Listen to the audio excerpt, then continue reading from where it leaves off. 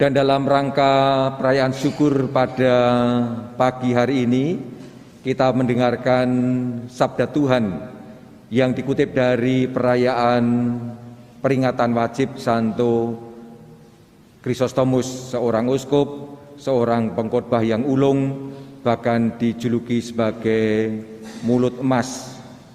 Karena apa? Karena dia itu kalau berbicara keluar emasnya. Maka dikatakan mulut emas. Gitu. Nah, emasnya itu tidak lain adalah pewartaannya yang sungguh cespleng.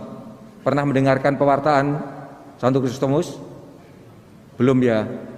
Nanti bandingkan dengan yang ini. Cespleng yang mana? Iya, kita sangat berterima kasih bahwa hari ini kita mendapatkan bacaan-bacaan yang sangat sinkron sekali dengan tema yang sedang kita usung selama pertemuan kita, yakni katekese membina murid-murid untuk menjadi misioner. Bacaan-bacaan mengajak kita untuk berbicara mengenai tugas panggilan kenabian atau pengajaran yang tidak lain adalah tugas pewartaan. Sebagaimana kita bahas, kita renungkan, kita bicarakan selama pertemuan kita ini. Berkatekese tidak lain merupakan panggilan kenabian, yakni panggilan untuk mengajar, panggilan untuk mewartakan kabar sukacita, mewartakan Injil kepada sekalian orang yang kita jumpai. Dan panggilan kenabian, panggilan pengajaran ini atau pewartaan ini berawal dari perintah Yesus sendiri yang kita dengar dalam Injil, akhir Injil Santo Matius. Pergilah, jadikanlah semua bangsa muridku dan baptislah mereka dalam nama Bapa, Anak dan Roh Kudus. Bisa kita lihat dalam Matius bab 28 ayat 19. Atau dalam Injil Markus bab 10 ayat 7. Pergilah dan beritakanlah kerajaan Allah sudah dekat. Inilah perintah Yesus yang kita tangkap. Perintah Yesus yang ditujukan kepada semua orang yang percaya kepadanya, yang menjadi murid-muridnya. Dari situlah kemudian begitu banyak orang yang pergi berkeliling untuk mewartakan Injil, mewartakan kabar sukacita. Maka kalau kita lihat perintah atau panggilan untuk menjadi pewarta kabar sukacita ini merupakan panggilan untuk semua orang yang percaya kepada Yesus, panggilan untuk semua murid-muridnya. Dan itu semua nanti kemudian dirumuskan secara normatif dalam KHK secara tegas sekali dalam kanon 204. Ada yang ingat isinya apa? Ada yang ingat itu? Saya juga tidak ingat. Dikatakan demikian ini. Umat beriman Kristiani ialah mereka yang melalui baptis, mereka yang karena melalui baptis diinkorporasi pada Kristus, dibentuk menjadi umat Allah, dan karena itu dengan caranya sendiri-sendiri mengambil bagian dalam tugas imami, kenabian, dan rajawi Kristus. Dan sesuai dengan kedudukan masing-masing dipanggil untuk menjalankan perutusan gereja yang dipercayakan kepada gereja untuk dilaksanakan di dunia ini. Inilah perintah Yesus untuk pergi ke seluruh dunia mewartakan Injil, akhirnya dirumuskan secara normatif dalam kanon 204. Dan di situ jelas sekali bahwa panggilan kenabian, panggilan pewartaan Injil merupakan tanggung jawab seluruh umat beriman. Siapapun, entah itu awam, baik itu religius maupun non-religius, maupun yang tertapis, semua mempunyai tanggung jawab yang satu dan sama, pewartaan, tugas kenabian, namun masing-masing melaksanakannya secara berbeda-beda sesuai dengan situasi dan kondisi masing-masing. Entah sebagai tertapis seperti para imam, diakon, uskup, maupun sebagai awam biasa. Semuanya mendapatkan tugas yang satu dan sama. Ini panggilan umum untuk menjadi pewarta kabar sukacita.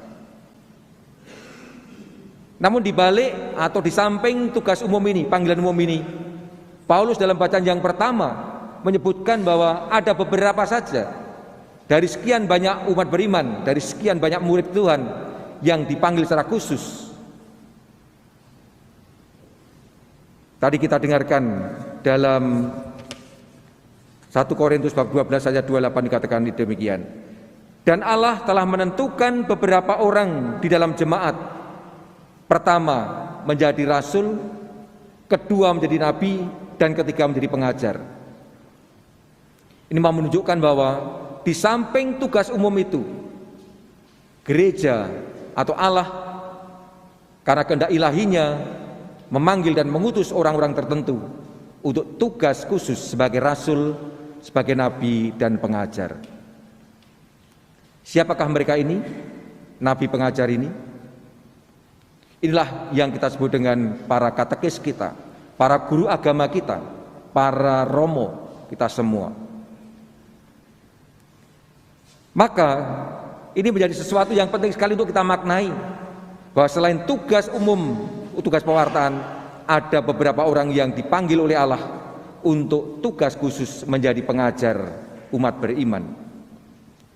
Dan kita tahu apa yang dimaksudkan oleh Paulus ketika bicara mengenai seorang pengajar, yakni mereka-mereka atau pribadi-pribadi yang dipanggil secara khusus untuk memberikan pembinaan iman kepada sesamanya, kepada umat yang lain, agar mereka semua akhirnya semakin mengenal Yesus Kristus, semakin mengimaninya dan mewartakannya dengan semangat misioner. Ini semua mempunyai tujuan konkret, yakni untuk keselamatan umat manusia.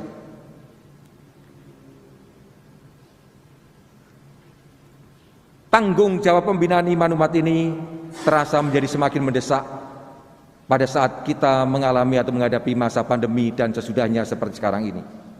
Mengapa demikian? Hal ini saya rasakan khususnya untuk orang-orang muda, remaja dan anak-anak. Karena selama masa pandemi, anak-anak kita, remaja kita, orang muda kita seakan-akan kehilangan pemahaman mengenai hidup gereja yang semestinya. Bahkan tidak sedikit yang tidak tahu lagi mengenai jati diri gereja sebagai persekutuan umat beriman yang senantiasa berkumpul dan berkegiatan bersama, entah melalui peribadatan maupun melalui kegiatan-kegiatan yang lain. Selama masa pandemi yang lalu, kita di Kusuma Agung Semarang punya keprihatinan ketika melihat bahwa orang-orang muda, anak-anak tidak bergairah lagi untuk ke gereja setelahnya. Malas ke gereja, lebih senang di rumah, ikut ekaristi secara online. Dan itu berarti ikut ekaristi kadang-kadang secara serampangan, tidak serius, disambi macam-macam, disambi makan, bahkan belum mandi, pakai celana pendek, bahkan ada yang tanpa pakaian sekalian.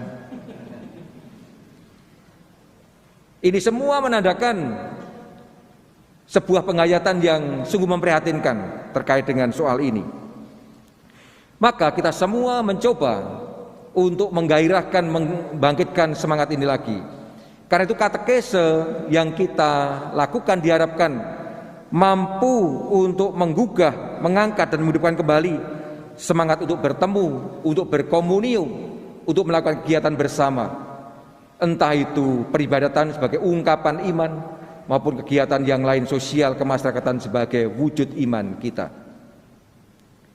Katekese mesti sampai ke sana, menggugah dan mengangkat, menghidupkan kembali semangat untuk bertemu, berkomunium ini yang selama masa pandemi itu terasa sangat lungkrah, sangat lemah, sangat menurun.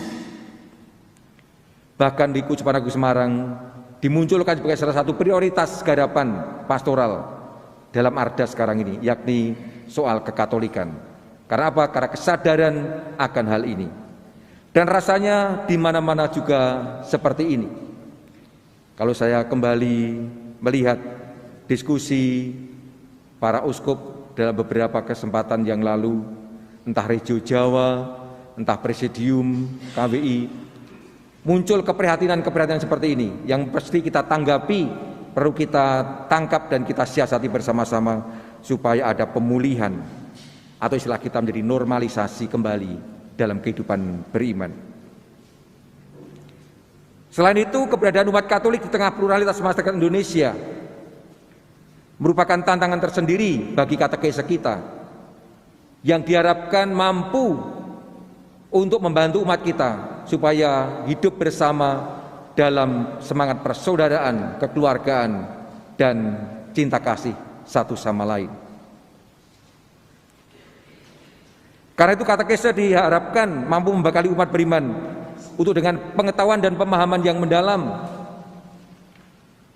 yang memadai mengenai pokok-pokok iman, sehingga akhirnya bisa kita bilang mampu beriman secara tangguh. Beriman secara tangguh berarti umat kita sungguh-sungguh memahami siapa yang diimani, siapa yang selama ini diikuti, siapa yang selama ini disembah. Paham betul siapa dia. Tidak hanya paham saja, namun juga menghidupi iman itu dalam keseharian, diwujudkan dalam kehidupan sehari-hari. Tidak hanya peribadatan, tidak hanya dalam doa, namun juga kehidupan yang lain di tengah masyarakat dalam wujud kehidupan yang semakin baik, semakin Katolik. Katakanlah hidup yang diwarnai oleh cinta kasih dan damai sejahtera. Inilah iman yang tangguh, dan sekaligus juga berani untuk membela iman itu dalam percaturan dunia, mempertahankan iman itu dalam kondisi apapun, dan sekaligus mewartakannya kepada orang lain. Lagi-lagi tujuannya supaya semakin banyak orang yang mengenal Yesus Kristus, percaya kepadanya, dan mengalami keselamatan.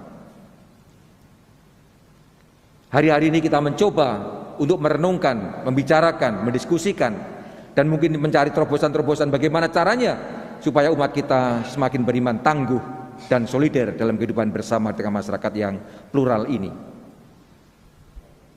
Maka pertanyaannya adalah bagaimana caranya supaya katekese kita sungguh-sungguh mengena dalam arti efisien dan efektif untuk umat kita, untuk masyarakat kita. Untuk sampai ke sana mungkin baik kalau kita melihat kembali jiwa atau sifat masyarakat kita sekarang ini seperti apa. Kalau saya memperhatikan dan juga ditunjukkan dalam buku petunjuk untuk katekese yang dikeluarkan oleh Vatikan dan sudah terjemahkan, semua sudah punya itu ya bukunya ya. Petunjuk untuk katekese, sudah punya bukunya? Ya. Di sana juga diungkapkan bahwa sekarang ini, zaman sekarang ini, khususnya orang-orang muda, mempunyai sebuah pola yang sangat khas sekali, bahwa mereka beralih. Kalau dulu orang senang membaca, sekarang ini semakin tidak atau semakin sulit kita menemukan orang-orang yang senang membaca. Yang sekarang menjadi perkembangan adalah orang senang untuk melihat dan mendengar. Melihat dan mendengar. Membaca untuk orang-orang zaman sekarang yang anak-anak muda khususnya paling hanya sebentar langsung dah selesai. Tidak punya ketahanan untuk membaca. Bahkan kita pun juga jangan-jangan juga demikian, termasuk saya. Lebih senang melihat gambar-gambar, melihat atau mendengarkan narasi cerita yang jauh lebih menginspirasi. Karena itu menjadi tantangan kita bagaimana membuat katekese yang menarik, yang mengena, yang efisien efektif, yakni ketika kita mampu menjawab kecenderungan umat atau masyarakat kita sekarang ini. Karena itu memanfaatkan kemajuan teknologi digital menjadi tuntutan yang tidak bisa ditinggalkan di zaman sekarang ini. Yakni bagaimana kita mencoba menciptakan atau mempersiapkan bahan-bahan pembinaan iman yang mudah dipahami dan dikemas secara elektronik sehingga mudah diakses dan mudah diingat, sekaligus juga mudah dipahami dalam bentuk visual, gambar-gambar, dalam bentuk narasi, cerita-cerita. Ini semua menjadi salah satu tantangan kita di zaman sekarang ini. Model-model yang lama tetap berguna sebagai buku referensi atau sebagai refleksi-referensi, namun kiranya tidak akan banyak diminati ke depan oleh anak-anak kita. Maka menjadi tantangan bagaimana kita memanfaatkan kemajuan teknologi untuk kepentingan pewartaan yang semakin efektif dan efisien ini. Saya bisa cerita, saya mempunyai IG. Ya, ada yang tahu saya punya IG? Nah, kalau saya melihat IG saya, gambar-gambar saya mencoba mengamati. Kalau IG saya tampilkan dokumen, surat gembala misalnya, sapaan-sapaan, berapa yang lihat? Anda melihat? Saya pun juga nggak mau melihat. Saya lihat paling pol sekitar 500-an orang. Itu pun belum tentu membaca dan mencermati. Paling dibuka tok.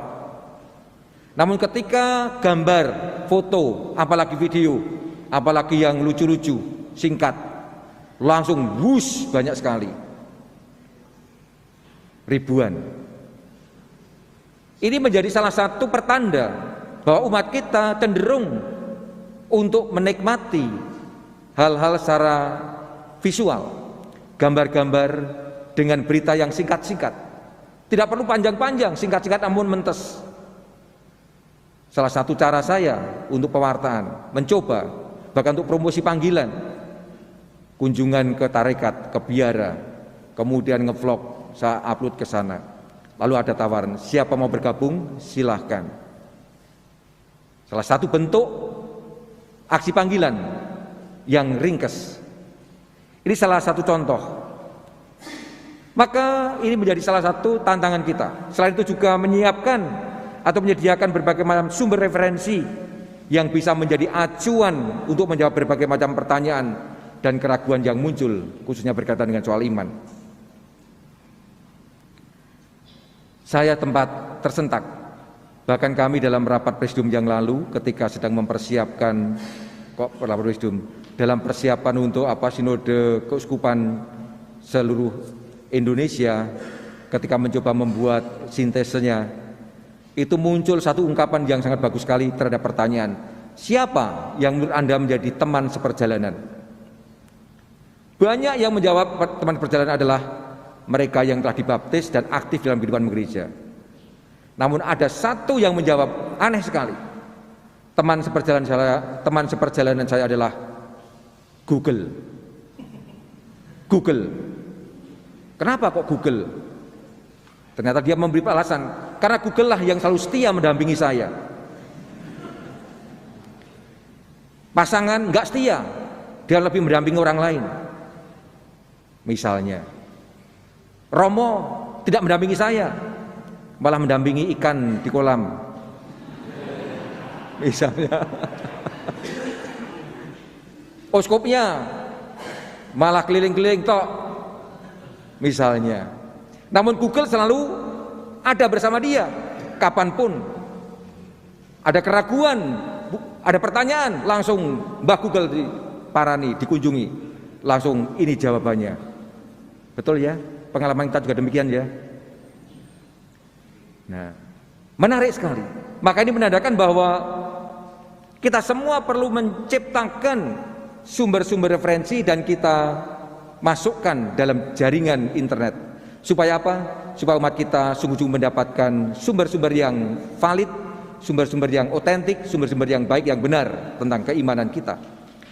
Dengan cara inilah maka semakin banyak orang yang akan mendapatkan manfaatnya, dan sekaligus umat kita itu dibantu untuk mendapatkan sumber informasi yang tepat sehingga dihindarkan dari berbagai macam kesesatan yang mungkin terjadi. Bisa sangat dibayangkan sekarang ini sumber informasi berseliweran macam-macam. Orang-orang muda kita kadang-kadang tidak mempunyai kemampuan berdiskresi, memilah-milah mana yang benar, mana yang tidak, mana yang Katolik dan mana yang bukan Katolik, karena mirip-mirip. Bahkan yang tidak Katolik itu sangat menarik, mudah sekali diikuti. Maka kita mesti menciptakan gerakan tertentu, siapapun termasuk yang non-Katolik. Kita memberikan pengajaran, pemahaman kepada masyarakat umum. Katolik itu seperti ini, sehingga mereka pun juga mempunyai pemahaman yang benar mengenai Katolik, sehingga semakin terkikislah kesenjangan, kesalahpahaman, dan kadang-kadang juga perkelahian atau konflik di antara umat di tengah masyarakat. Ini semua menjadi cara kita untuk mengatasi berbagai macam problem yang ada, dan sekaligus juga membantu umat kita kemudian untuk juga bisa membandingkan, oh Katolik seperti ini, yang non Katolik seperti ini, sehingga lalu bisa berdiskresi dan akhirnya dimantapkan untuk tetap memilih, aku bangga jadi orang Katolik. Seperti lagu anak-anak itu kan, aku bangga, apa itu? Jadi anak misioner. Aku bangga, aku bangga. Kok ora semangat?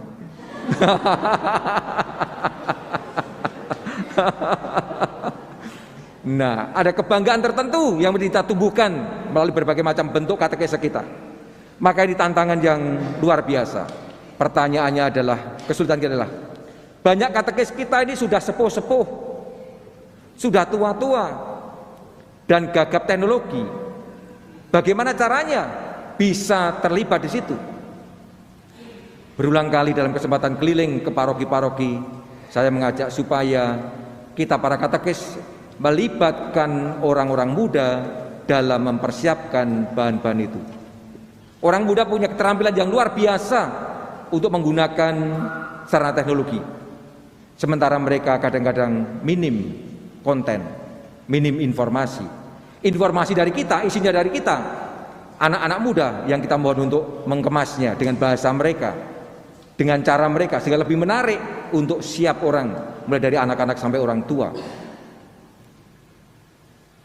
Kembali saya mengatakan, saya sangat terkesan sekali ketika saya mempunyai ide waktu itu.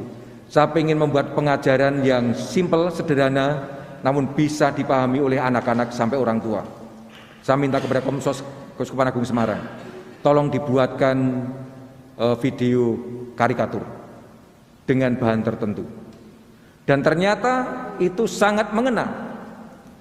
Bahkan ketika saya ke Italia, kemudian nginep di seminari tinggi Urbano, ternyata orang-orang sana pun juga melihat itu. Kok bisa ya uskupmu seperti itu? Ini uskupmu? Iya.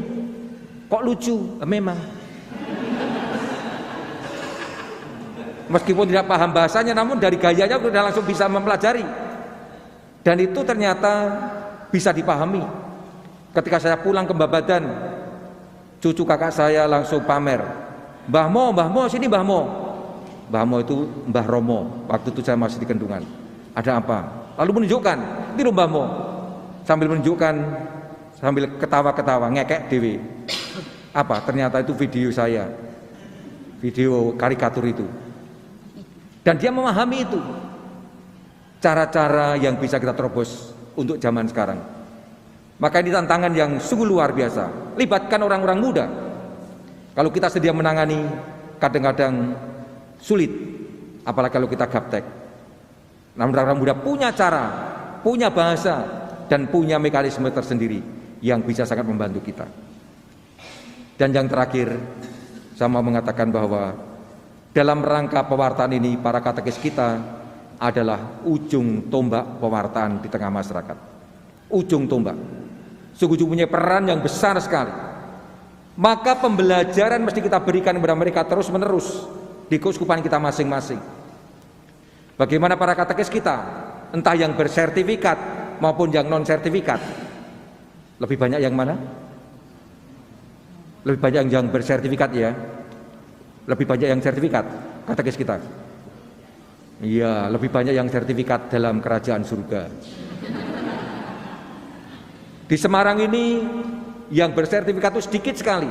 Yang lulusan lulusan STPK, lulusan IPAK Yogyakarta itu sangat sedikit sekali. Sementara kebanyakan katekis kita adalah katekis-katekis yang volunteer. Namun punya semangat yang tinggi sekali. Yang punya tekad untuk sungguh-sungguh mengabdi kepada Tuhan. Namun mereka kadang-kadang tidak atau membutuhkan pendampingan terus-menerus. Maka kiranya perlu pendampingan dari kita semua. Bagaimana ini kita upgrade terus-menerus bahan-bahan yang harus diajarkan dan sekaligus didampingi supaya tetap bersemangat dalam pelayanannya.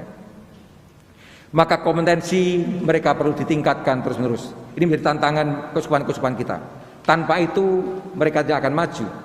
Dan sekaligus bersama orang-orang muda kita libatkan sekaligus untuk regenerasi dan sekaligus juga kaderisasi.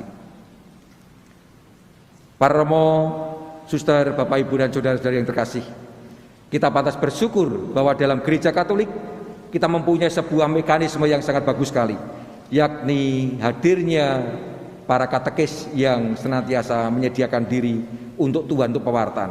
Dan kita yang diberi tanggung jawab pendampingan mesti mendampingi mereka dari waktu ke waktu dengan segala curahan tenaga kita. Semoga dengan cara ini kerajaanlah semakin dimekarkan dan semakin banyak orang yang terselamatkan. Amin.